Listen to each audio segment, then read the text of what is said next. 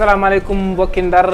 am mbégte ak contentement di leen dalal seen émission les coulisses du pouvoir fii ci télé Ndar mu nekk télé doomu Ndar yi mu nekk émission boo xamante ni lépp lu jëm ci wàllum politique lañ fi waxtaanee tey nag mu nekk numéro boo xamante ni duñ ci wéet benn yoon ndax dañ si fas yéene ànd ak sunu ñaari gan yoo xamante ni ñu ngi bàyyeekoo ci ay ujje politique yu wute nekk ay ndaw nag di militer fii au niveau de Saint-Louis wala ñuy daal di xuus si li nga xamante ni mooy ci waxtaan bi dañ leen di daal di bàyyi ñu présenté wu daal di saafoonteeg yéen maa ngi am si sama droite ki nga xamante ni mooy Pape Ibrahima Gaye nekk militant fële ci APR bokk ci pôle communication APR Saint-Louis. Pape Ibrahima maa ngi lay nuyu. waaw maa ngi lay nuyu Bolo maa ngi nuyu internet yëpp di nuyu Henri di nuyu toute la population saint-louisienne di nuyu sunu waa coalition sunu waa parti Benno Bokk Yaakaar APR à travers le coordonnateur départemental par ailleurs maire de la ville Amadou Mansour Faye di am mbégte bu baax ci contexte bi ñu nekk que ngeen invité ñu mën joxe sunu point de vue par rapport à la situation c'est avec plaisir. merci Pape Ibrahima Gaye waaye si sama gauche maa ngi ci dalal ki nga xamante ni moom mooy Henri bu Sonko bokk ci coalition Diomaye président moom nag mu bokk rek ci ñi nga xamante ni ñoo nekk ci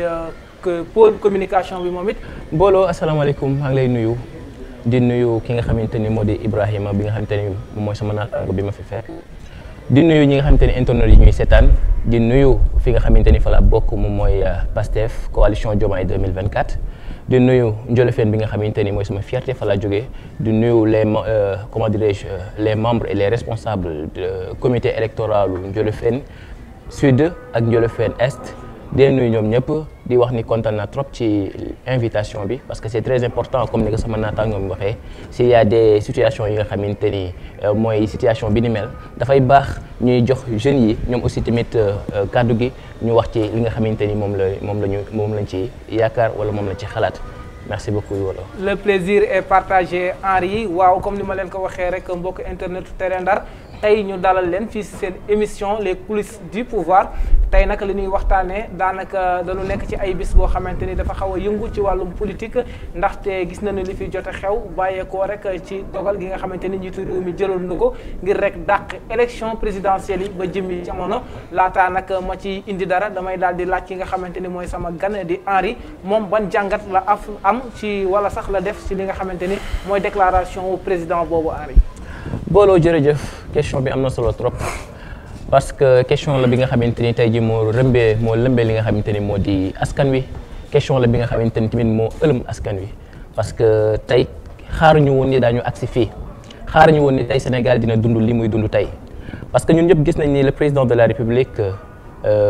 au mois de juillet 2023 dafa jëloon adresse à la nation mu wax ni que ni moom dootul pare na ci li nga xamante ni moo di ci jiite Sénégal te kenn du ko xaar ci li nga xamante ni c'est la Sénégal yëpp yaakaaroon dina ko def mooy le 3e mandat mu teggi ci tànkam raxas ci ay loxoom ba mu set wecc mu ni woon loolu de wax dëgg fa neex yàlla bu dee moom rek la di ko ci xaar loolu du mos a am loolu nag ñi faroon ci moom ñi faroon ci moom ak international ak lu mu tuddati à l'extérieur ñëpp applaudiroon kontaan ci li nga xamante ni mooy décision bi nga xamante ni moom la jëloon mais malheureusement tey jii nii en 2024 presque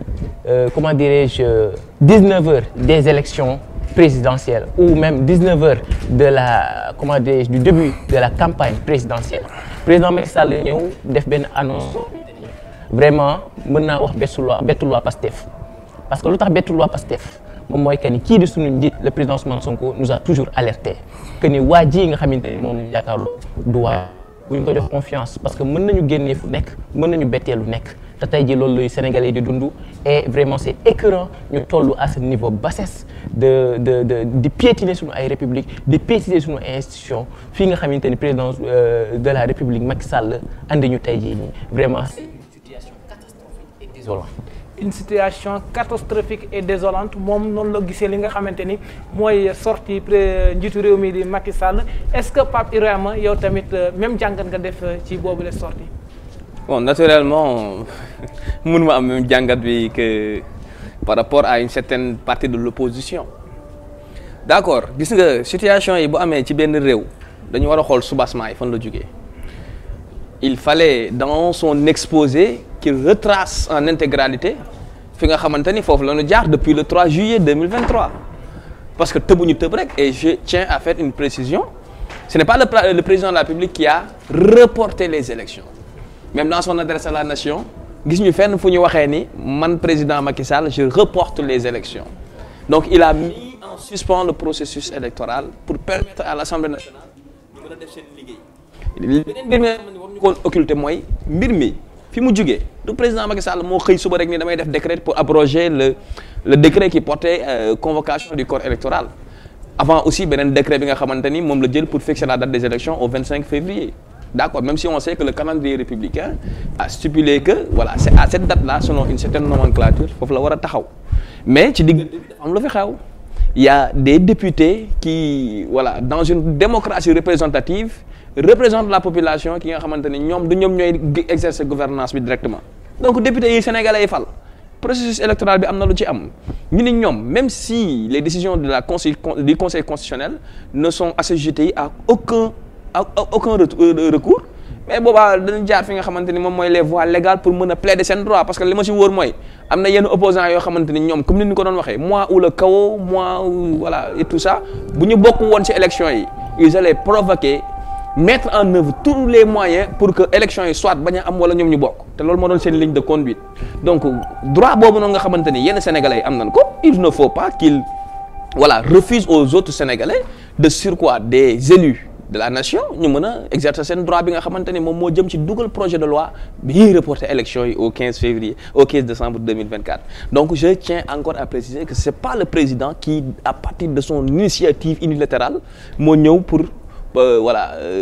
abroger directement le décret et passer à autre chose beneen précision tey jii bu ñu occulter benn mbir li nga xamante ni moom moo am Sénégal mooy dafa am ñaari faction yu taxaw jàkkaarloo benn faction bi lan wax dañuy dem élection coûte que coûte beneen faction bi ni ñoom dañuy jël en considération tous les ressentiments ou bien toutes les plaintes de la population pour mën a dem ci élection yu transparente donc foofu après daan ci xuus commission d'enquête bi projet de loi bi Pa Ibrahima foofu di leen fa dellu ci mais dafa am foo teg sa baaraam nga ni du njiitu réew mi moom moo daal di reporter li nga xamante ni mooy élection yi mais ñu gis ni c'était le conseil constitutionnel moom moo waroon def annonce bi mais à la place du conseil constitutionnel c'est le président de la République qui a même fait l'annonce. Non foofu laay waxee maanaam tey ci annonce boobu noonu les manipulateurs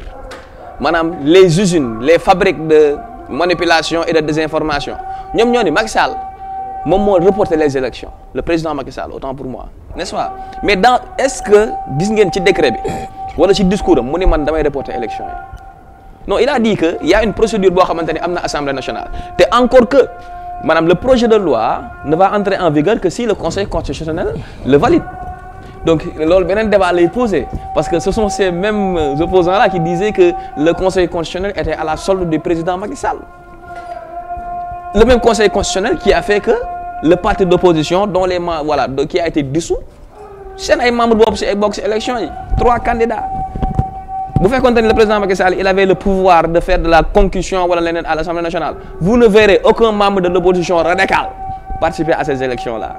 léegi Pape Ibrahima nga teg foofu ma ñëw ci ki nga xamante ni mooy Henri bu Sonko léegi Henri ci li nga xamante ni mooy recours bi ba tey ca la ñuy desandi ak li nga xamante ni mooy internet yi mais si sa xalaat ñu jàpp ni wala ñu wax ni dafa am ñaar ci 7 sages yi nga xamante ni ñoom la joxoñ baaraamu tuuma di leen gàll loolu bokk na ci li waral tey ñu daal di reporter élection yi ngir mën a daal di amal benn commission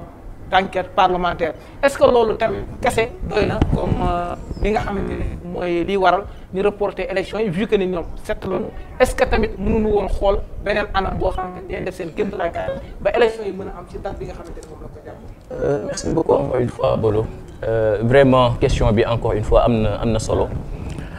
bon xam nga dafa am solo ñuy wax ni que gis nga fii li fi xew yëpp nekkul quelque chose bi nga xam ne dafa xew naturellement fii rien n'est naturel commencé ci li nga xamante ne moom mooy ci PDS mi demandé report ci Macky Sall mi violé la constitution appliqué ko wala appliqué lewu ko c'est-à-dire il a fait appliquer cette loi là. mais ban disposition la nga may ma rek nga may ma xam parce que bu ma lay non mais on discute en famille. il faut m'écouter mais il faut qu'ils nous disent ban disposition constitution la il faut nga déglu réglementaire dina ci dellu si. dafa am solo ñu fàttali loolu. fii dara xewul fii de façon naturelle. PDS mi nga xamante ne ñoom ñoo doonoon les pions du président Macky Sall. Rose Wardini a été un pion. Ce report a été ourdi, préfabriqué. tey jii mën naa sax dellu ba en 2022 ba nga xamante ni rejeté nañu liste moom mooy titulaire u Yewwi Askan Wi ci élection législative yi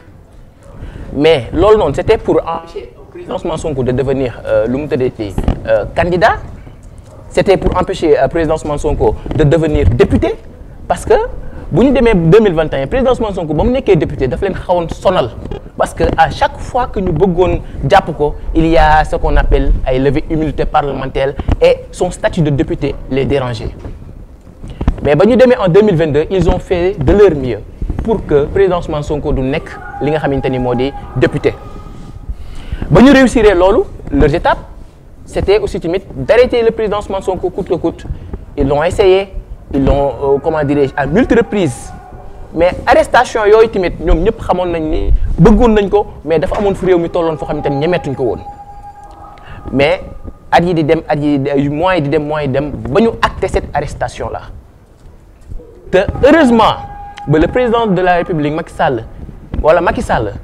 dafa prononcé wu bien avant arrestation wu président Ousmane Sonko parce que bu ñu arrêté woon président Ousmane Sonko avant son discours à la nation du 3 juillet du mos a wax ni dafay bàyyi li nga xamante ni moo di candidature am troisième mandat bi boobu dafay def li nga xamante ni troisième mandat bi mais instant boobu noonu président Ousmane Sonko amoon na benn posture boo xamante ni moo ko taxoon a reculer et ce recul là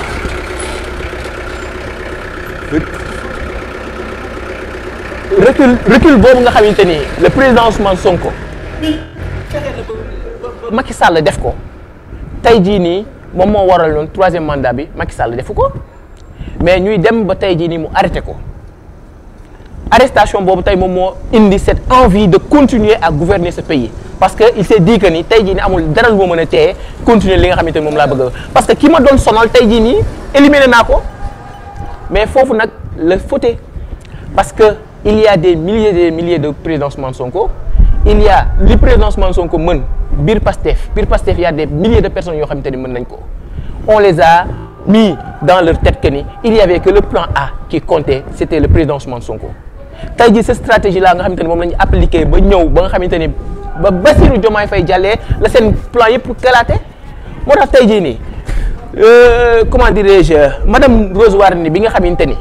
kenn xamul nu mu luxusee ba am parrainage madame Rose Wardini bi nga xamante ni kenn xamu ko fii ci Sénégal ba mu mën a am fi ay parrainage comment elle a obtenu ses parrainages ba dugg tey conseil constitutionnel jàllale ko valider li nga xam ne moo di candidature am tey jii ñu tegal ñu par exemple benn palaat boo xamante ni dañ ko togg yàgg kay togg ba mu neex mais malheureusement xorom si daa ëpp xorom si du mu ëppee moom mooy les Sénégalais dofutuñu président Ousmane Sonko taal na xel yi tey jii nii tey Macky Sall xëy na suba reporter élection yi sànq ba tey maa ngi dégg waa ji naan ay waaw du Macky Sall moom mais Macky Sall c'est lui qui a dit kenn si xalu ko lem moo ni carrément que ni lii di décret bi nga xamante ni moom moo convoqué woon élection yi toxal naa ko mais décret boobu nga toxal loolu moom mooy toxal nga élection yi te il a dit encore à ses députés de soutenir li nga xamante ni ñooñu PDS ñu jàllale seen loi mais PDS ñoom aussi tamit dañoo nekk ci biir bi ba pare dañ ci doon ay cuune parce que lu tax ma ne PDS dañ ci doon ay cuune parce que ñoom ils croyaient que tey jii nii Karim Wade d'ici dañuy reporter élection yi 3 mois Karim Wade mën a bokkaat mais attention li nga xamante ni moo di calendrier électoral bi tey jii nii dañ ko salfaañe Macky Sall a tout chamboulé lépp li nga xamante ni processus bu normal la bu doon dem tey jii nii yàq na ko jaxase na xel yi jaxase na comment dire processus bi fexe na ba ñi nga xamante ni ñoom ñoo déposé woon des millions et des millions pour la campagne tey yàq na ko tey jii foofu la Sénégal tollum tey jii nii moom mooy ci benn l'injustice devient légale et c'est dommage noonu la ko waxee kon donc Pape Ibrahima ci yow laay ñëw mu am lu mu wax muy li nga xamante ni moo jëm ci candidat jàpp ne lii lu ngeen yaa toog la xëy na dafa soogay ñor rek moo tax ngeen daal di koy teg ci table bi mais nag bëri na si sénégalais yoo xamante ni jàngat bi mu am moom la ñu am ñoom it ñu jàpp ni xëy na li leen candidature Bassirou Diomaye Faye daal di rëcc ak li nga xamante ni tamit ñi ngi koy wax si seen biir parti mooy ñu bëri si seen i responsable àndunu si choix bi nga xamante ni moom la ñu choisir kii premier ministre Amadou Ba bokk na ci li waral ñu daal di tuxal élection yi yow loolu loo ci indi comme élément de réponse. gis nga quand on parle d'un sujet il faut en parler de façon complète et concise. Peut-être qu'il maîtrise le sujet Ousmane Sonko mieux que la situation actuelle, mais moi je pense que je n'ai entendu aucun argument parce que la situation est grave. Il ne faut pas qu'on soit cantonné dans des positions yoo xamante ni dañ naan diw muy le président Macky Sall muy Ousmane Sonko ñoom ñëpp le Sénégal les dépasse. Quand on vous demande maanaam situation bi lan moo ñu ci indi et qu'on veuille dire que parmi les 18 millions de Sénégalais il y a une seule personne boo xamante ni moom moo tax situation bi am loolu c'est insulter l'intelligence, l'engagement et le courage des autres acteurs politiques yoo xam ne ñu ngi ci opposition bi. tey jii lépp li nga xamante ni moom moo am ci mbirum processus électoral bi ba nga xamante ni le président Macky Sall suite à un dialogue bi nga xamante ni toutes les parties prenantes sérieuses de l'opposition ñoo doon participer ci loolu la def il a élargi le parrainage. On a modifié le code électoral pour def de telle sorte que nit ñi mën participer mais encore une fois le débat bu ñuy nekk di ko cantonner sur des personnes xam nga lu tax avant tout c'est un débat juridique te man ba léegi encore une fois je lance le défi à mon contradicteur mu jox ma benn article benn disposition constitution benn disposition loi organique wala benn disposition règlement intérieur conseil constitutionnel boo xamante ni enfreindre na ko bu boobaa nañ jàll ci beneen étape. Mais quand on nous dit le président Ousmane Sonko fii Pastef fële moi je pense que c'est pas ça le débat tey jii sénégalais yi li ñuy laajte mooy fan la ñu jëm. léegi laataa ñuy ñëw fi sénégalais yi dem est-ce que tamit yow comme moom li nga xamante ni sénégalais yu bëri ñu ngi koy wax muy li tu waral report élection yi ñoom njort nañ ni xëy na li leen candidature Bassirou Diomaye Faye rëcc ak li nga xamante ni mooy ñu bëri si seen i responsable ànduñu si choix wu li nga xamante ni mooy Amadou Ba mooy li ko waral yow loolu ban élément de réponse la. loolu dama ciy sant yàlla xam nga tax ñu am point de vue boobu. Pendant les 2 ans qui ont précédé période bi ñu nekk opposition bi ñoom lenn moo doon seen discours maanaam mooy le conseil constitutionnel est corrompu n'est-ce pas il disait que comme Macky Sall c'est lui qui a nommé tous les juges tous les sages du conseil constitutionnel lu mu bëgg mooy am conseil constitutionnel donc tey jii il faut que certaines personnes ñi amoon discours boobu noonu ñu taxawaat ci kanamu sénégalais yi ni leen ñun dañu juumoon parce que quand il s'agit de dire que candidature Bassirou Diomaye Faye mi nga xam ne tojul fenn bu dul woon li waajale ni Bassirou moom mooy sama candidat il n'a aucun fait d'arme politique combat yi nga xamante ni les grands combats pour la démocratie sénégalaise gisuñu ko ci est-ce que dégg nga li fi may waxee ku mel ni docteur Cheikh Tidiane Dièye mais moom tamit maanaam il est moins connu des Sénégalais qu'une certaine Rose Wardini parce que lu mu dee Rose Wardini elle occupait une certaine place dans la scène publique Habib Sy bon n'en parlons pas un anti-système qui parraine un système. Donc ce qui veut dire que tey jii nanu delluwaat ci gannaaw rek ñu xool maanaam lan moo waroo ci gis-gis ak ci waxu ñenn ñi nga xamante ne dañ ni Macky Sall dafa ger waa conseil constitutionnel donc bu ñu taxawee ni da ko rëcc donc ça veut dire que lañ doon wax amul benn point deuxième point bi may dugg mooy tey jii bu ñu jëmee ci li nga xamante ni foofu lañ jëm ñu ni le candidat Amadou Ba que nous soutenons d'ailleurs il ne faut pas que les gens biaisent le débat xam nga lu tax ñun ci ban position lañ nekk en tant que militant de l'APR et de Benno Bokk Yaakaar mooy lan dañu accuser suñu candidat qui est en outre le premier ministre de la République du Sénégal moom la ñu accusé tey jii quand on nous dit que on a accusé votre premier ministre vous avez la majorité à l'Assemblée nationale il faut qu'on ouvre une commission d'enquête parlementaire pour éclairer les citoyens sénégalais yow nga ñëw en tant que man mu am majorité bañ naa commission d'enquête boobu du am kenn du leeral li nga xamante ni moom mooy soupçon yi am ci conseil constitutionnel ak ci Amadou Ba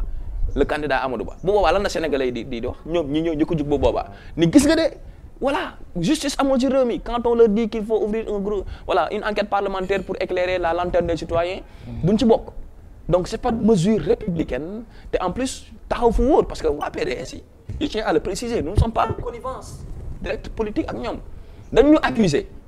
te j'espère qu'ils ont leurs preuves parce que ci li ñuy jëm nii dañ ci nan xuus ba mu àgg xam nga lu tax on va leur prouver que notre candidat n'est à l'origine d'aucune source de corruption que le président Macky Sall gardien de la constitution qui est devenu des institutions nekkul ci benn mbirum conspiration wala corruption bu doon loolu la seen candidat du jàll c'est ça la réalité maintenant heureusement li xam ne jënd glace moom moo am jamono ji parce que émission bi ñuy def nii ci mbedd mi la ñu toog di ko defee et ban promesse la ñu jëloon ban promesse la gars yi jëloon ni bu fekkente ni am na loo xamante ni dañ ciy am Sénégal noonu lay demee bu njëkk bi lan la woon xam nga lan waxoon. maanaam boo ko laalee n'est-ce pas il est voilà au Cap Manuel je pense Sénégal tàkkul avant loolu sax ñu ne woon bu ñu validé wul suñuy législative yi Sénégal day tàkk on va rendre ce pays ingouvernable Sénégalais il faut ñuy bañ di amnésique te bu ñu tëb rek dugg situation bi dafa am lu bëri loo xamante ni jaar na fi yaa ngi dégg fi may waxee ñu ni non bu loolu amul réew mi day tàkk ñu dem ba ci élection présidentielle ñu ni non moi encore ou le chaos il a dit meeting mu Kër Massar dina leen jaral seen bakkan dem naa sama yaay ñaanal ma ak sama papa xale yu góor yi entré ngeen ba cee ku leen jox voilà arme ngeen dem xeex yi dugg leen seen kër yi ngeen daaj yi daa ngeen fa fekk ay milliards donc sur ce plan là moom je pense que ce n'est même pas le débat mais dama ko doon fàttali li nga xamante ni tey jii Sénégal moom moo ñëw dem de telle sorte que moo am benn fracture sociale boo xamante ni dafa am ñu taxaw ni nous ou bien personne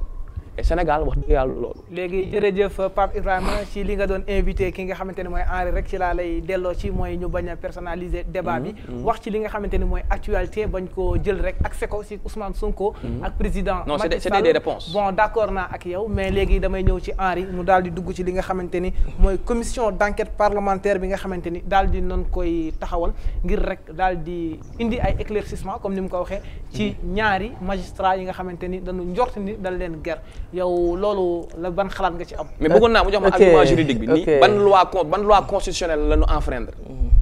ba léegi dégguma. ok Bolo merci beaucoup encore une fois et d'abord je tenais à di masawu waa Walfadjri parce que moi en tant que casquette d'activiste je suis un activiste et je suis un influenceur en même temps te Walf au moins am nañ foo xamante ni collaboré woon nañ foofu. et tey ñu gis ni su Macky Sall c'est la première fois dans l'histoire ñu gis ñuy retirer licence su télévision tëj fi nga xamante ni bërëbu liggéeyukaay bërëbu taataan li nga xamante ni moo di xabaar bërëbu information te ñu gis ni ndeysaan moom ba mu doonee opposant lu bare fa la ko daan jàllale tey jii nii Sidi Lamine Niass fa mu tëdd tey am na lu ko metti ba ñu gisee tey jii nii ci pays de dictature la ñu nekk actuellement. tey tamit ñu ngi ñuy informé que ni tey à l'instant même ñuy wax ni kii nga xamante ni moo di Guy Marius Sagna Abbas Fall professeur Mary Teuw Niane capitaine Touré ñoom ñëpp arrêté nañ leen te ña nga dikk. voilà le pays bi nga xamante ni moom la ñu Macky Sall réservé voilà pays bi nga xamante ni moom la ñu Macky Sall lii la ñuy fayee. gis nga bu ñu ñëwee ci li nga xamante ni moo di enquête parlementaire bi first track enquête bi nga xamante ni on dirait que vraiment. C'est vraiment incroyable ñu arriver à ce niveau de first track bi bu ñu ko waxee moom mooy que ni tey jii gis nañu ñun à chaque fois quand il s'agit de lëbëj quand il s'agit de faire des choses yoo xamante ni c'est illégal et de façon forcée gis nañu ñi nga xamante ni ñoo di force de l'ordre takk derrière dugg biir assemblée génnee ñi nga xamante ni ñoo di wëy ku jegi génnee leen ba ñu set ci assemblée te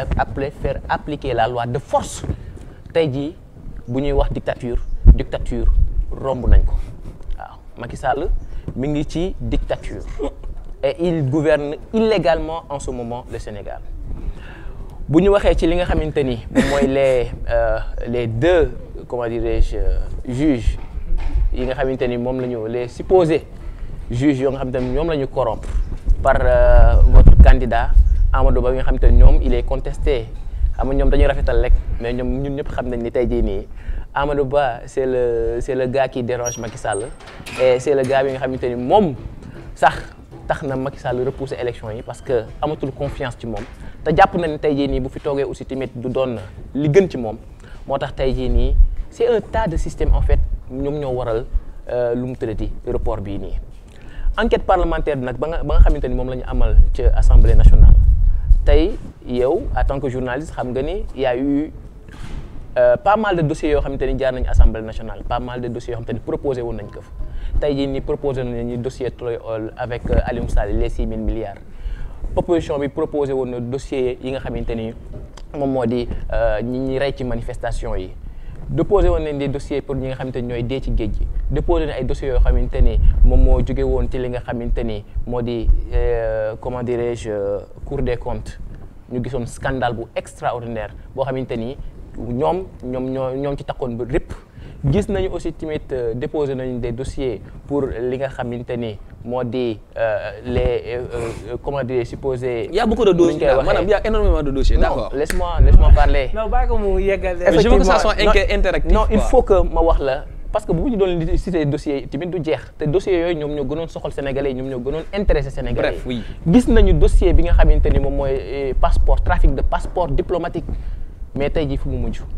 c'est-à-dire li nga xamante ni moom la sénégalais yi bëgg mu leer ñoom duñ ko mos a leeral mais li nga xamante ni moom mooy seen ay deal ak seen ay yoo xamante ni moom la ñuy rumandaat tey jii fu nu ñu def ba jàlle ka dañ ko def ba jàlle ka loolu moom mooy yàpp sénégalais yi loolu moom mooy def li nga xamante ni moom mooy ma tey te Macky Sall ci foofu la toll. tey jii ne avec la complicité de la PDS tey ils ont fait comment dirais-je voter des lois illégales loi illégale te nan lañ def ba voter que moom mooy que ni ils ont privé. La loi n'a rien à voir avec la commission d'enquête. Ils ont privé l'opposition, l'Assemblée nationale et faire voter de force cette loi. Et man mooy li ma wax rek c'est un attentat, c'est un coup d'État. Et un coup d'État n'est pas juste que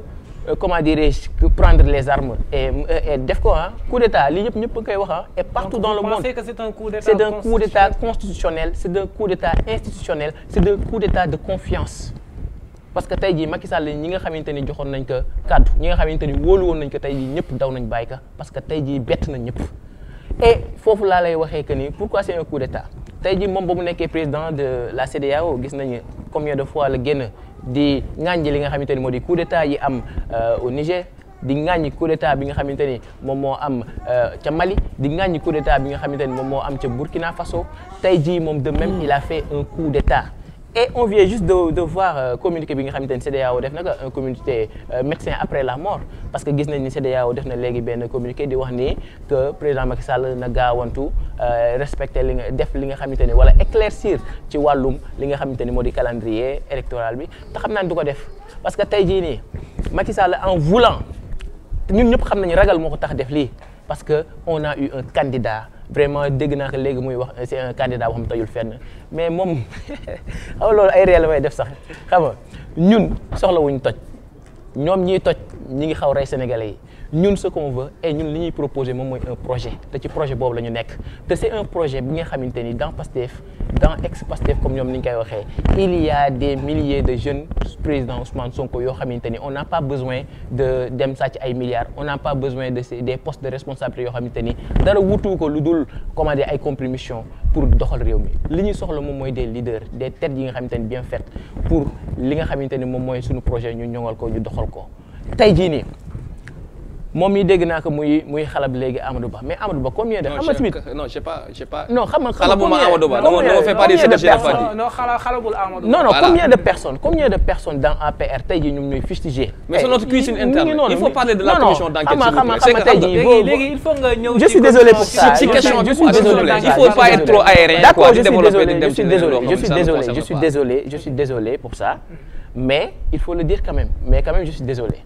mais dama ne la. tey jii nii commission enquête bi nga xamante ni moom la ñu def tey jii sénégalais yëpp teg nañ ci seen bët. tey encore une fois je te dis et je précise que ni sénégalais yi kenn mënatu leen nax lii c'était juste benn comment dirais-je théâtre boo xamante ni y avait des acteurs joué nañ ko ku si nekk am jéng rôle bi nga xamante ni moom la ñu santoon jàllale nañ ko et je laisse les sénégalais l'appréciation te je vous dis une chose Macky Sall taxool na ay élections. mais ñun ñëpp wala presque ñi nga xamante ni ñoom ñoo am seetlu ñëpp instant bi ñi ngi demander comment on va pouvoir réorganiser des élections avec ces conditions parce que une fois nga xamante ni conseil constitutionnel nga xamante ni moom mooy le top des lois moom mooy nga xamante ni moom mooy charte comment dire ñu koy waxee la constitution nga xamante ni moom mooy charte ndeyu réew mi conseil constitutionnel nekk ñi nga xamante ni ñoom ñooy comment dirais-je les 7 sages ñi nga xamante ni ñoom ñoo censé faire appliquer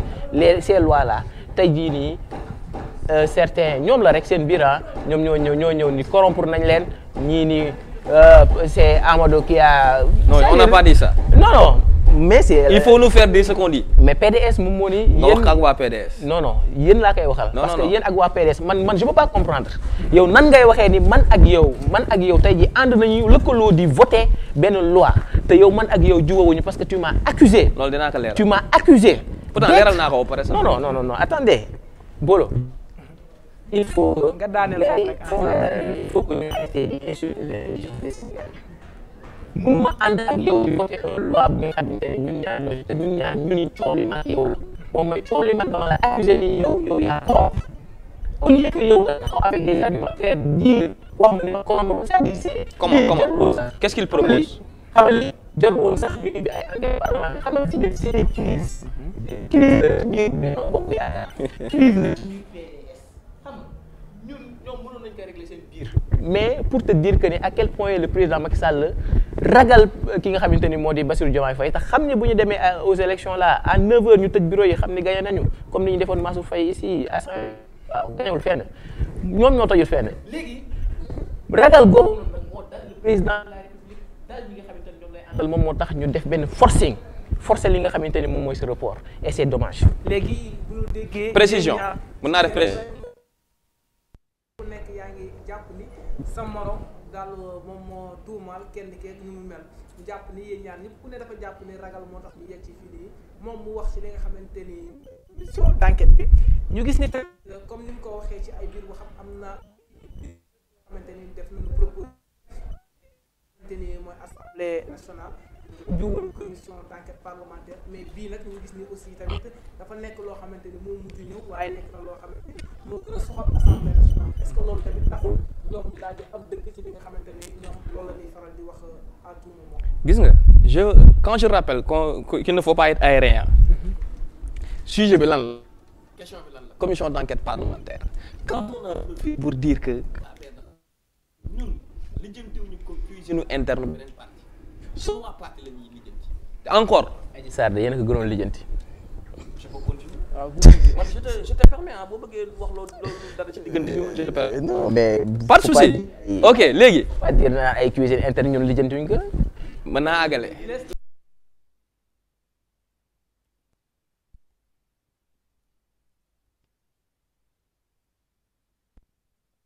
il faut ma couper te tey il profite de couper son interlocuteur gis nga loolu maa ko tey pour mën leen wan ñi nga xamante ni tey ñoom la nekk di liggéeyal ci biir Sénégal mais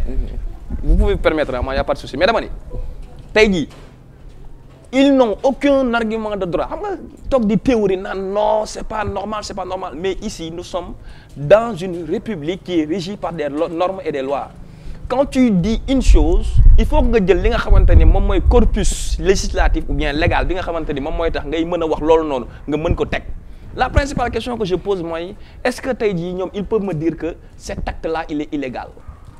xam nga nag itam kaay booy wax ak sénégalais yi da nga leen di wax lu leer de parce que sénégalais yi dofuñu certes donc boo jàppee ni dof la nu yow yaa ngi maanaam ñoom ñu ngi wut garab yoo xamante ni ñu ngi la koy fajee depuis 20 minutes de débat je n'ai entendu aucun argument juridique pour dire que li ñu nga xamante li président Macky Sall def ak li assemblée nationale def teguñu ko ci benn loi foofu rek laa wax te maanaam je le défie jusqu'à la fin du débat maanaam pour mu indil ma argument boobu noonu il ne le fera pas. deuxième chose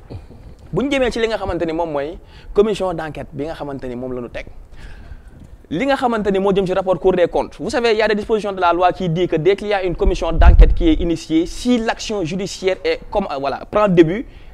la commission d'enquête prend fin ça c'est une disposition ma jàppalee la ko boo xamante ni mi ngi ci suñu corpus légal donc si li nga xamante ni moom mooy rapport force Covid bi c'est la Cour des comptes qui a fait li nga xamante ni moom mooy audit bi n'est-ce pas bëgguma sax ñu taxaw foofu mais dama ko bëgg leeral quoi pour dimbalee sama interlocuteur cour des comptes ñoo def enquête bi ñoom ñu génne li ñuy génne en ce moment ci y a une enquête judiciaire bi nga xamante ni am na dig ñoom ñooy diligente ñi ngi déglu ñi nga xamante ni ñoo ngi leen ci doon interpellé y a 3 DAGE ou 4 ñi nga xamante ni dem nañu ba ñu entendre leen ñenn ñi joxe ay preuves ñeneen ñi dugg médiation pénale tey jii donc quand on parle d'un pays à une époque aussi grave que ça il faut ne serait-ce que maanaam c'est l'histoire qui t'impose que tu maîtrises tant soit peu ton sujet parce que nag Sénégal ci lu nekk xam nga la moo ko mën a yaax ñi nga xamante ne xamuñu di wax ak ñi xam ba pare di wax lu leen neex deuxième chose bu jëmee ci li nga xamante ni moom mooy l'affaire des 94 milliards n'est-ce pas il y a eu une commission d'enquête parlementaire qui a dit que maanaam seen njiit bi nga xamante ni moom moo yoroon ex-Pastef il a eu tort sur cette ligne là. mais est-ce que doo ñëw rek ci commission. non ci commission d'enquête bi laa nekk nii pour vous dire que tey jii quand on nous dit que yéen ak waa PDS dañ leen accuser ngeen ànd ak ñoom dem naan da ngeen di def commission d'enquête parlementaire loolu mooy ñàkk xam li nga xamante ni moom mooy xew assemblée nationale. dama ni waa PDS amuñu quorum boo xamante ni moom mooy tax ñu am majorité pour demander l'enquête parlementaire te au début waa taxawu ak yenn membre ex-Pastef yi ñi nekk assemblée nationale en commission ils ont voté à l'unanimité au niveau du conférence des présidents ils ont voté à l'unanimité mais xam nga am na ñoo xam dañu bëgg mbirum théâtre moo tax bu ñu demee ba plénière ñu toog naan non nous ne sommes pas d'accord pour se jouer de l'intelligence des Sénégalais et tout ça donc il faut pas dire que waa PDS ñoo lëkkaloo ak waa Benno Bokk Yaakaar pour sacrifier le président Amadou Ba loolu ça ne tient pas li am mooy tribunal la mi ngi mel ne yow ñu accuser la yow ne la yow yaa def te yow boo demul tribunal pour plaider sa cause procès du am léegi looy def toog sa kër di continuer naan la yaa def non on a la possibilité d'éclairer la lanterne des citoyens connaissant la psychologie de certains opposants bu ñu ko deful woon dañuy ñëw nit ñu yéen dafa am loo leen di làq encore une fois ñoom bu ñu bokkul woon ci élection yi dañuy ñëw user de tous les moyens de déstabilisation pour fexe ba élection du am waxoon nan ko. léegi est-ce que doo teg sa baaraam foofu ma ñëw ci. non baaraam foofu laa daaneele Bolo d'accord foofu laa daaneele tey ñu ngi ci processus électoral n'est-ce pas ñu ngi ni dañuy ibbi dialogue n'est-ce pas donte ba léegi kenn joxuñu forme maanaam une preuve légale pour nous dire que lii nga xamante ni le président Macky Sall def ak li nga xamante ni l'Assemblée nationale def nañ ko cité lu ñuy article ba léegi man loolu nag laay xaar ci débat parce que nag il ne faut pas qu'on s'égare de la chose man sama interlocuteur loolu nag laa koy ñaan boo toogee accuser d'honnêtes citoyens ni ñoom lii ñuy def c'est illégal c'est de la bassesse et tout ça il faut dire un article ou bien une disposition de la loi boo xamante ni dañ ko enfreindre man loolu nag laay laaj léegi ba tey ñu comme foofu nga daanale man fa laay bëgg ñëw ak moom Henri ginnaaw bi ñu jugee ci commission d'enquête parlementaire bi ñu daal mais Mawlo doo ma dimbali ci loolu la maanaam ban disposition réglementaire ban loi la ñu violé moom xam naa dina ko brossaale non foofu la waroon njëkkee dina ko brossaale laata am ñëw ci sama question mooy li nga xamante ni mooy opposition bi ndax moom foofu la daanale donc foog yow it ñu laaj la ci sa xalaat ndaxte est-ce que c'est pas on n'a pas une opposition paradoxale au Sénégal tey fi tey moo ñu yóbbee lii yëpp ndax boo xoolee tey fi tey bon ginnaaw bi ñu publier liste ñi war a dem jongante ci élection présidentielle yu 25 février on a vu pas mal de candidats recalés ku ci mel na Mimi Touré ak ñeneen ñoo xamante ne dañu taxaw ni ñoom élection yi warul mën a am le 25 février ndaxte conseil constitutionnel ils sont 46 jaaralewul yoon daan bañ naka ba am na benn collectif bi ñu def tey fi tey même pas 2 semaines ou 15 jours ñoom ñoo taxaw tey ni élection yi dafa war a am ndax Macky Sall dafa violer les lois paradoxe boobu nan nga ko gisee. Bolo encore une fois merci beaucoup xam balaa may avancer rek damay tontu sama ndaataango bi dégg naa ko si biir waxam mu ne une situation aussi grave xam nga d'accord na sax ci situation bu extrêmement grave la ñu nekk parce que c'est un coup d'état ci coup d'état la ñu nekk tey jii nii boo xoolee en 2016 dañoo demoon référendum et le président Macky Sall waxoon lu leer ci li nga xamante ni moom mooy durée des mandats et c'est ce même président aujourd'hui qui cherche à élargir son mandat xam nga tey jii nii bu ñuy wax un gars contradictoire un président aussi comment dirais-je contradictoire dans ses propos et ses décisions moom mooy le président Macky Sall tey jii nii sous région bi yëpp ñu ngi ñuy xool xam nañ ni vraiment Sénégal xeebu na trop boo duggee ci réseaux sociaux yi gis nga les Américains les États-Unis américains ñu ngi ciy wax la France bi nga xamante ni sax vraiment y a le gauche et le droite et gis nañ ni ñëpp booloo nañu wax li nga xamante ni moom mooy condamner décision wu président Macky Sall gis nañ ni même comment dirais-je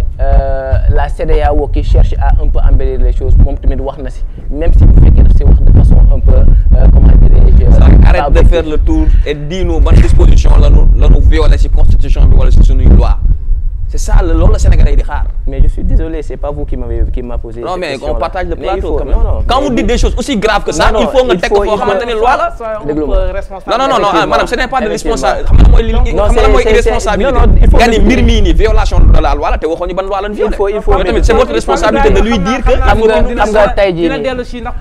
jii nii man non, je veux pas qu'on soit dans les accusations gratuites. non, attendez, xam nga vous êtes comme ça, vous êtes des dictateurs. D'accord, man mënoo ma forcer sama procédure. Vous êtes dans le jugement personnel. Non, je ne vous juge pas. nekkuma ci jugement personnel. Mais mënoo ma yow, c'est pas toi qui m'as invité en fait. Non, mais on partage le plateau quand même. mënoo ma attendez, mënoo ma yow imposer man nan lay procedurer. Non, mais quand même, quand vous dites une chose aussi grave, il faut nga teg ko fu leer. C'est ça la réalité. C'est toi qui as dit cette situation grave. Mais il faut quand même avoir l'élégance de m'écouter quand même. Non, il y a pas de souci. Il faut souffrir en silence. Il y a pas de souci. Je dis Vous ne encore une pouvez fois. pas me faire souffrir. Moi, je souffre en sourire. Allez-y. D'accord. N'oubliez pas la loi. Hein. déglu ma fii Bolo. Encore une fois. xam nga moom lii mooy seen technique quoi. Pas de di dagg souci. nit ñi. Continuez dans les jugements personnels. Moi, je mais j'encaisse. encore une fois Bolo. Je te dis que ñun dañoo nekk ci pays bi nga xamante ni tey jii Sénégal. pays bu ay nit ay jeunes wala ay responsables tey jii fii kenn mënul nax kenn encore une fois je le dis je le répète dañu nekk ci pays état de droit ñun ñëpp xam nañ ni tey jii nii la constitution une fois que ñu valider les candidats tey jii Macky Sall amul wala mënul et comment dirais-je impliqué ci li nga xamante ni moo di ci procédure électorale bi nga xamante ni moom la ñu nekkoon tey dafa enfreindre loi yi enfreindre moom sax wax na ko parce que ku jege yaa ngi ma koy rappeler sànq les 46 membres yi nga xamante ni ñoom ñoo demoon bind li nga xamante ni moo di bataaxal dem wuy jikko ca palais ba mu leen woowee moom Macky Sall moom moo toog mu wax ni man mii kat mënuma dara ci li nga xamante ni moo si procédure électorale. Non, il n'a pas dit ça. Il n'a pas dit ça. Il faut m'écouter. Non, c'est grave. Il faut m'écouter. C'est lui qui a dit ça. Non. Mais je te Il laisse. ne l'a pas dit. Non, je te laisse après. Quand tu vas il faut répondre. maîtriser bien son sujet. Non, il faut répondre après. Ah. Ok. Yow mi tu sais ñun qu'il ñëpp n'a pas gis dit nañ ça. ko Macky Sall a carrément dit que ni. Le président Macky Sall. Tey jii nii non je dis Macky Sall parce qu'il n'est C'est plus votre président. droit, il y a pas de souci. Ouais. Macky Sall. Macky Sall. Non, c'est pas du roux. Non, c'est un débat interactif quand c'est des même. petitesses quoi. Faut pas avoir cette position. Non, c'est des petitesses, c'est des Non, y a pas de actes de souci. petitesse quoi. Y a pas de Xam nga. souci. Je dis que ni le président Macky Sall moom moo toog avec les membres yi nga xamante ne ñoom ñoo ko seeti woon. mu recevoir leen mënu leen man mii kat bu processus électoral bi tollee fii. amatuma ci sañ-sañ def ci wala wax ci. mais moom la ñu gis mu xëy bon samedi ndekki ba suur ñëw taxaw jàkkaarloog askan wi ngeen lan ngeen reporté naa li nga xamante ni décret bi nga xamante ni moom moo tëggoon élection yi toxal naa. Il ne l'a pas reporté, il l'a abrogé. Abrogé, reporté. Non, c'est pas la même chose. C'est du droit. Il faut dama ne la abrogé ou reporté tey jii on nous sort une date qui nous dit que ni élection yi dina am le 15. ok alors on parle de reporter. mais comme question bi ma la posé. mooy que ni paradoxe opposition bi. ndax effectivement foofu laay ñëw. si loolu nga ñëw ni njiitu réew mi génn na wax. mais tamit bi mu leen recevoir ci audience boobu noonu. ñoom bi ñu génnee opposition bi tamit wax nañu ku si mel ne Cheikh Bamba Dièye. moom moo wax li ni mel. mu ni li leen njiitu réew mi. ni rafetlu nañu dalal bi mu leen dalal. effectivement ak waxtaan bi ñu fa amal. li ñu gis xel mënees naa dal. kon donc ñoom est-ce que tamit. xamuñu woon ni fii la réew mi dem yëpp. non non tey ñu ñëw bëgg bëgg fii wax moom laa la wax man Cheikh Bamba Dièye gis naa président Macky Sall autant pour moi warul reporter élection yi. Cheikh Bamba Dièye gis naa postam tey jii nii ñoom ña fa demoon yëpp xamuñu woon li nga xamante ni moom la njiitum réew mi di tëgg ñoom ñi fa demoon ñëpp ils ont été surpris ils ont été vraiment surpris ci gis xëy suba gis Macky Sall mu ndékk bu suur ñëw taxaw def discours et c'est la première fois ñu gis Macky Sall def discours midi waaw heure bu naaj bu tàng jër bu C'était à 14 heures. non man midi la gis nga rek moom lim ñuy def loolu dama lay dimbali rek. non mais tàmm nañ ko si Macky Sall bu ñu waxee midi dem 14h. daf ñu waxoon mandat wam tey jii. non je veux t'aider à mieux maîtriser ce que tu dis. non je maîtrise bien ce que je dis. mais je te dis que ni c'est Macky Sall qui nous avait dit 12h. tey jii nii tey jii moo ñu yóbbu 14h. tey Macky Sall moo ñu waxoon mandat benn mandat lay am ñaari mandat lay am fa lay yam tey jii moom moo yóbbu prolongation tey jii pour vous dire que ni l'opposition xam nga opposition bi dañu. ñun ñëpp gisoon nañ ñu tey jii nii ba ñu demee ci li nga xamante ni ba ñuy waajal élection yi amoon na comment dirais-je des questions yoo xamante ni opposition bi bindoon nañ ko joxoon ko ñi nga xamante ni moom mooy comment dirais-je bi ñu koy waxee sax cour de la justice de Dakar pour ñu def ci li nga xamante ni moo di ay enquêtes mais ba ñu xamee ne loolu mën na doon prox ndoll pour président Macky Sall. kii élection yi toxal élection yi ñoom ñëpp dañ ci destitué waat bàyyi waat bankaa seen ay yoxo keroog ba ñu bindee une lettre ni dañ koy déposer ba def ci signature président Ousmane Sonko dafa génne communiqué def halte ni bokk ci binduluwul signéluwul te bokkul ci collectif bi nga xamante ne ñoom ñooy dem ca Macky Sall mu recevoir leen parce que moom c'est une personnalité bi nga xamante ne il maîtrise le président Macky Sall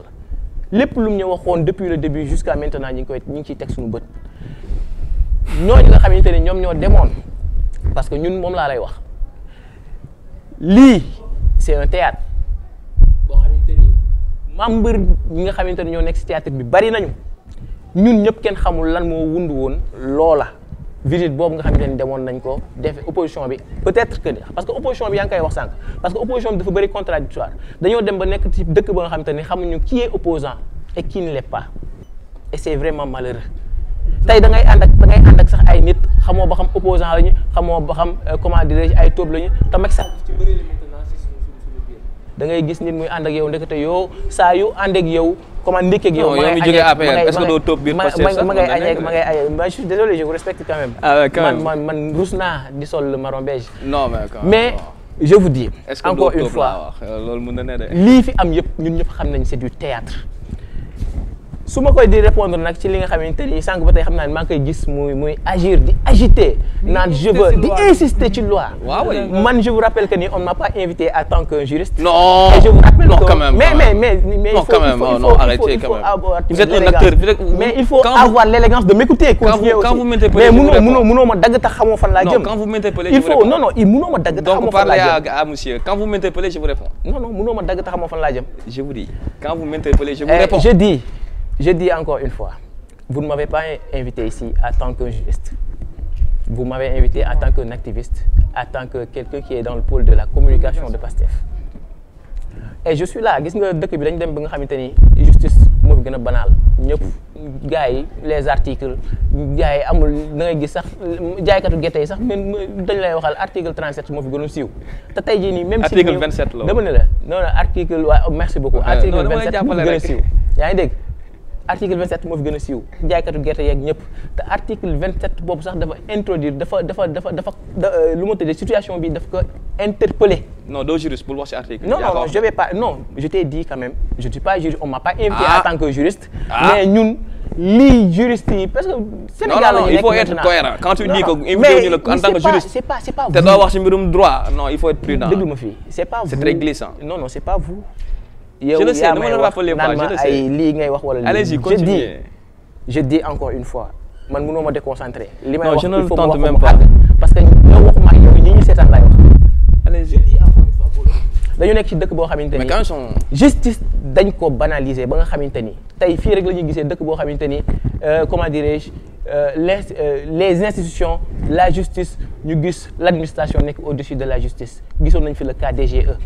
avec l'application de la justice bi nga xamante ni cour instance de Dakar demandé woon na que cour de la justice de Ziguinchor demandé woon na que mais ñu gis ni DGE dafa di ñett ñi du ko appliquer foofu la ñu toll ci réew mi moom mooy cette justice là est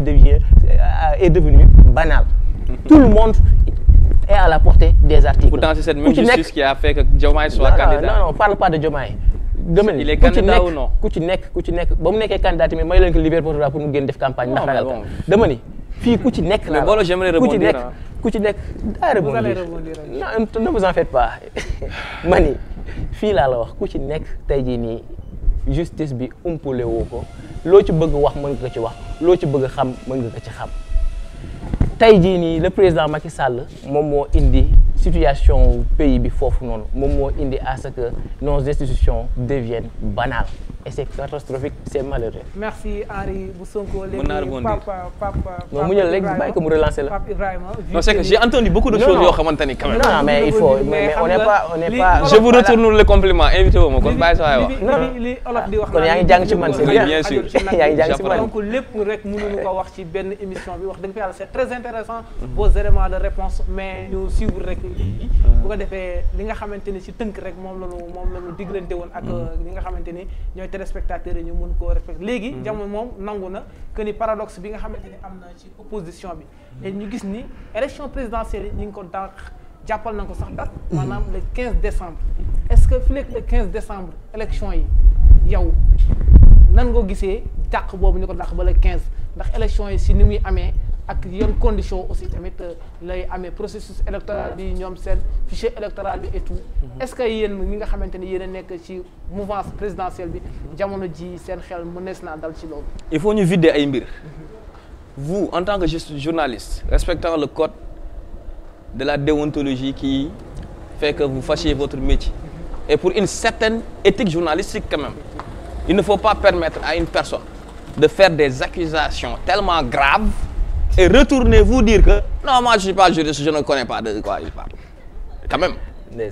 Il faut xam nga des fois nag gars yi loolu la ñuy ŋàññee yenn plateau yi nga xamante ni ñu ngi koy wax maanaam contenu bi nga xamante ni moom ngay jox sénégalais yi dafa war nekk contenu boo xamante ni contenu bu leer bu concis boo xamante ni day dindi lëndëm yi nga xamante ni ñoo nekk seen biir xel ndax bu ñu toggee ci télé bi tey ci heure bi nga xamante ni Sénégal fii la toll ñu continuer di jéem a lëndëmal xelu sénégalais yi di jéem a créer tension wala et tout ça sans aucun argument de droit alors là c'est très grave et je pensais que vous seriez le premier à interpeller votre débatteur avant qu'il passe à autre chose, qu'il donne la justification des accusations qu'il porte. Mais deuxième chose, il n'y a pas d'accusation. C'est des faits, on commente les faits. Effectivement, Monsieur Bolo, quand on dit qu'on a violé la Constitution, il faut dire quelle disposition dans la Constitution on a violé.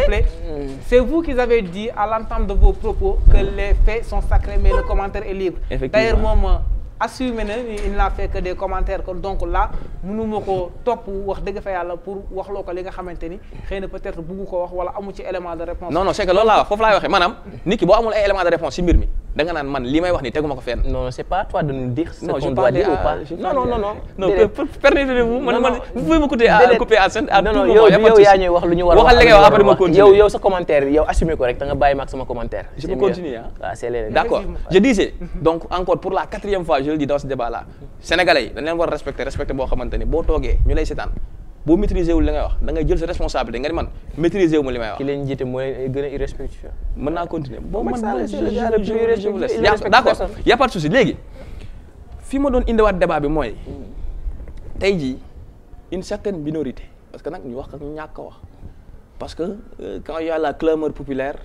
quand il y a la démultiplication les faux comptes sur les réseaux sociaux et tout ça on peut tenter. Ça c'est vous. Les faux comptes, c'est eux. Hein? Henri, laissez-lui terminer. Non, mais les faux comptes, c'est eux qui l'ont créé. Laissez-lui terminer. Et alors, am nañ ci ay preuves. Laissez-lui terminer, s'il vous plaît. D'accord. Je disais. Anita TV, on sait, xam nga ko. N'est-ce pas de souci. Moi, je vous laisse. Non, les faux je vous laisse être ce que vous décriez. Xam nga booy xas mbir, booy xas nit. ñun xam nga laaxatuwuñu. ñun laaxatuwuñu. On est là, on est des influenceurs et on l'assume. Chaque jour, ce que l'on dit sur Macky Sall, on l'assume. Chaque jour, ce que on le dit sur Mansour Faye, on l'assume. Nous, on est connus filles di def ay faux comptes, dugg à Anita TV, di génne ay des secrets personnels d'un politique. Nous, on n'a jamais fait ça. Et Macky Sall, on a beaucoup de choses yoo xam te ne ak Mansour Faye mi, on a beaucoup de choses yoo xam te ne mën nañu ko génneel, mais loolu du suñu rôle. ñun suñu rôle moom mooy les attaquer ci li nga xamante ni moom la ñuy doxalee réew mi te loolu la ñuy continuer te kenn duñu ko xañ inshallah. Amul lenn lu ñuy tiital nag pour ñu bañ def li nga xam te ne merci Henri, mais laissez-lui terminer s'il vous plaît. Je peux continuer. Allez-y. D'accord. dama ni tey jii étant entendu que sama interlocuteur amul benn élément de réponse factuel boo xamante ni jox na ma ko pour dire ni ma man lire naa constitution lire naa loi organique bi nga xamante ni moo nekk assemblée nationale lire naa texte ak règlement yi nga xamante ni moom mooy définir le conseil constitutionnel. Parce que nag comme vous ne l'avez pas détecté, moi je l'ai détecté hein. Ça c'est le nœud central du débat. On a écouté un certain Maurice Soudieck Dione qui est ici professeur de sciences politiques à l'université Gaston Berger. On a écouté un certain Ngoda Mboup. On a écouté d'autres juristes se prononcer par rapport à cette situation-là. Mais ñoom li ñu soulevé, ce sont des questions d'éthique. Jusqu'à ce moment-ci où l'on parle, ils n'ont soulevé aucune disposition réglementaire boo xamante ni acte bi maanaam bi ñu posé maanaam enfreindre na ko. D'accord. Le conseil constitutionnel moom moo ñuy répondre parce que déposé nañu suñu recours. xam nga dara ci conseil constitutionnel. Non mais moom moo ñuy répondre moom mooy du yow yaa yor réponse bi wala du yow yaa koy wax mais conseil constitutionnel. ñun xëy nañu suba. ça va xam nga dara ci conseil constitutionnel et je vais continuer. Ce que je voulais dire mooy tey jii bu fekkente ni. xëy nañu suba dem nañu déposé nañu suñu recours. mais c'est vous qui rétablissez les temps de parole n'est-ce pas. léegi conseil constitutionnel mooy répondre. mais ça va kii xamul dara ci conseil constitutionnel. mooy ko mu continuer léegi allez-y. non dama lay dimbali pour nga bañ wax ay njaaxum. dama ni. tey jii bu fekkente ni li nga xamante ni juriste yëpp ci Sénégal et par rapport au monde entier ñi nga xamante ni ñu ngi ciy prononcé wu y a aucune preuve légale boo xamante ni dañ ne lii c'est une violation de la loi parce que quand tu accuses le président de la République de violer la loi il faut que maanaam constitution bi xanaa maanaam article yi ci nekk bëriwul tu peux fii nga toog nii mën nga jëndee sa téléphone je vous le permets nga def ay recherche ou bien tu contactes tes collègues ñu dimbalee la ci benn article boo xamante ni Macky Sall enfreindre na ko et je vous en donne l'occasion léegi dernière chose bi ma doon ñëw si loolu mooy maanaam par rapport au processus électoral. Bolo benn question Bolo. par rapport au processus électoral benn question parce que dafa am solo fi mu wax noonu bëgguma ko bàyyi mu continuer dafa am solo. non dama bëgg xam Macky Sall dama bëgg xam rek Macky Sall kan la mandat am di achever s'il vous plaît dama bëgg xam loolu non je veux juste savoir ça parce que non parce que li muy wax nii li mu wax nii Bolo il ne faut pas laisser terminer ça dama ne Macky Sall depuis tout à l'heure vous dites des choses incorrectes dama la bàyyi nga continuer quand est-ce qu'il va terminer son mandat mën naa loolu laa bëgg xam léegi baa ko mu yeggal après dina loolu xam naa du ma si tontu dinañ si dellu si waat léegi par mën naa àggale loolu ça moom il ne peut pas par rapport au processus électoral bi nga xamante ne mi ngi am te entre parenthèses j'invite franchement muy parce que ñun temps yi ñu ngi activé waat suñu école du parti mais politique bu si dugg dafa am benn genre formation boo xamante ni moom lay àndal ci lu jëm ci droit ci lu jëm ci communication ci li jëm xamante ni moom jëm ci théorie des organisations ba nga am ay éléments yoo xamante ni maanaam bu boobaa daa mën défendre sa position doo toog di joxe ay position yoo xamante ni amoo benn argumentaire boo xamante ni moom mooy tax nga défendre ko léegi loolu dama si taxaw benn solution lu may baaxee ñëpp la rek de telle sorte que dans les partis politiques ñu mën a dimbalee loolu jeunes yi pour ñu gën a mën a am ay compétences jëm ci loolu mais den na li nga xamante ni moom moo jëm ci par exemple le calendrier républicain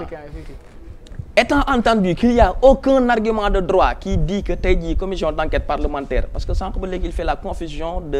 d'assimiler la commission d'enquête parlementaire à la proposition de loi qui vise à reporter les élections jusqu'au 15 décembre 2024. Il ne faut pas faire cette confusion. Peut-être on peut lui concéder cela parce qu'il n'est pas juriste. C'est pas de confusion. Li ma wax xam naa ko. Mën naa continuer de man mën naa la bàyyi nga may dagg rek boo paree ma continuer man ça ne me dérange pas. D'accord, j'ai été bien formé dama ni tey jii bu fekkente ni da nga jël li nga xamante ni moom mooy le par rapport au calendrier électoral yaa ngi dégg te ñoom amul benn argument légal boo xamante ni jël nañ ko pour dire que problème bii nii am na maintenant attendons nee nañu ils vont attaquer le décret te si on suit la logique pour logique quand il disait que le président maanaam les membres du conseil constitutionnel sont à la solde du président de la république normalement non seulement en premier lieu ñenn ñi waruñu woon jàll ci élection yi mais en deuxième lieu tey jii bu ñu demee ba naan ñi daan saaga conseil constitutionnel parce que nag nan waxante dëgg la justice sénégalaise n'a jamais autant été insultée que pendant ces 2 dernières années. J'ai toute votre attention. Je disais que la justice sénégalaise n'a jamais été autant insultée que durant ces 2 dernières années. Donc bu fekkente ni ñooñu doon saaga justice sénégalaise ñooñu doon taxaw naan tey jii bu ñu nekkul candidat conseil constitutionnel ak lépp loo xamante ni corpus juridique la dañ koy tas. Nous et le chaos ou le chaos ñoom ñu nekkoon ci position boobu ñoom ñoo wàññeeku waat tey naan le conseil constitutionnel a bien fait son travail si le conseil constitutionnel a bien fait son travail on laisse la justice faire son libre cours il y a un décret ils vont attaquer le décret auprès du conseil constitutionnel les juristes qui sont dans le parti je ne parle pas je parle des juristes qui sont dans le parti ils vont attaquer ce décret par rapport au projet de loi ils ont dit que si ça ne passe pas par l'approbation du conseil constitutionnel la loi ne va pas entrer en vigueur donc si on suit leur logique bu fekkente ni maanaam si démarche bi ñu nekk légalul légitimul conseil constitutionnel daan ko casser parce que ñoom ñoo ne ñu le conseil constitutionnel fait bien son travail il ne faut pas être 2 personnalités dans une seule faut pas être bipolaire. Ça c'est Macky Sall. Dire que conseil constitutionnel fait bien son travail ils ont bien travaillé parce qu'on a trois candidats qui vont à l'élection mënoo wëbatiku waat ni le conseil constitutionnel ne fait pas bien son travail li nga xamante ni décret bi nga xamante ni décret abrogeant la convocation du corps électoral qui est différente de la décision de l'Assemblée nationale de façon consensuelle à reporter les élections au 15 décembre 2024 ñaari décision yooyu bokkul bu fekkente ni ñoom dañ ko nar attaquer en justice et que le conseil constitutionnel fait bien son travail laissons le conseil constitutionnel apprécier cela. léegi jërëjëf di ko jaajëfal bu baax a baax moom Pape Ibrahima Gaye di leen fàttali mbokk internet yi yéen a ngi seen émission fii ci Télé Ndar les coulisses du pouvoir ñu dalal ñaari gan muy Pape Ibrahima Gaye bàyyeekoo ci ujje politique yi nga xamante ni moom la ñu duppee APR fii ci Saint-Louis ak ki nga xamante ni mooy Henri bu Sonko nekk ci coalition Diomaye président nekk ci cellule communication bi Henri ñu gis ni tey élection yi reporté nañ ko ba le 15 décembre ci atum 2024 bi ñu bëggoon xam jamono ji lan moo war a mën a nekk taxawaayu opposition bi fi lekk élection yooyu di aw. Ok Bolo merci beaucoup ci question bi xam nga c'est important ñu fàttali vraiment que ni gis nga Sénégal gis nga nit ñëpp étaient des spectateurs ñëpp a ngi doon seetaan li nga xamante ne moom moo xew biir Sénégal on a toujours taxé ñi nga xam ne ñooy Pastef des anticonstitutionnels on a toujours taxé des pastéfiens que ni ñoom respecté ñu loi respecté wuñu règlement le président Ousmane Sonko tey jii nii dafa am ndam ci ligne bi yëpp parce que tey on nous disait souvent que ni force restera la loi tey dañoo ëlbatiku di wax Macky Sall ak ñi mu àndal respecté leen loi respecté leen constitution tey Macky Sall li nga xamante ni moom la def reporter li nga xamante ni moo di élection yi ñun ñëpp xam ni daf ko def sur la base de l'illégalité ñëpp xam ko loolu sénégalais yëpp les honnêtes sénégalais je parle des honnêtes sénégalais xam nañ li nga xamante ni Macky Sall ce qu'il a fait il n'en a pas le droit tey jii nii ñu gis ni reporté na élection yi nee na le 15 décembre 2024 ñu lay wax ni que ni gis nga Bolo report bii mu def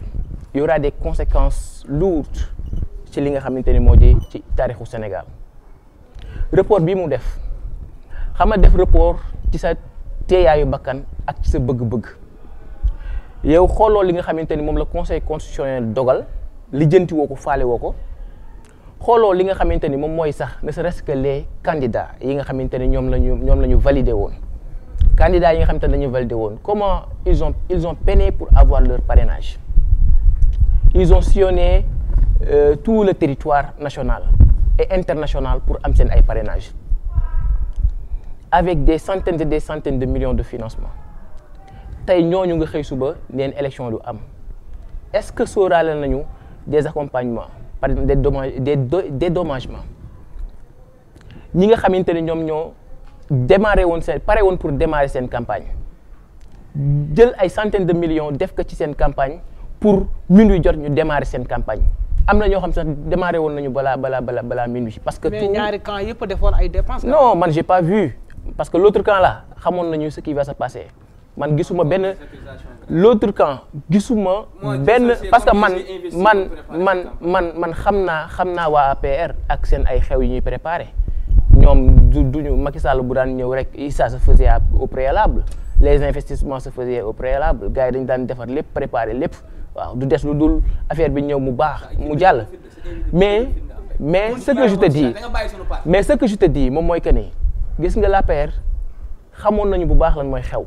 léegi est-ce que doo ñëw ci taxawaayu opposition. maa ngi ñëw dama ne la parce que opposition moom laay wax tey jii nii li nga xamante ni moo leen dal moom mooy des gens yi nga xamante ni jël nañu des millions et des millions investir que ci parrainage investir que ci préparation campagne ñu ñëw def un coup d'état institutionnel un coup d'état constitutionnel pour annuler wala pour pousser li nga xamante ni moo di ces élections là loolu noonu c'est vraiment dommage que dëkk bi ñu toll foofu noonu. tey jii su ma ñëwee ci opposition bi seen taxawaay bi nga xamante ni moom la ñu war a am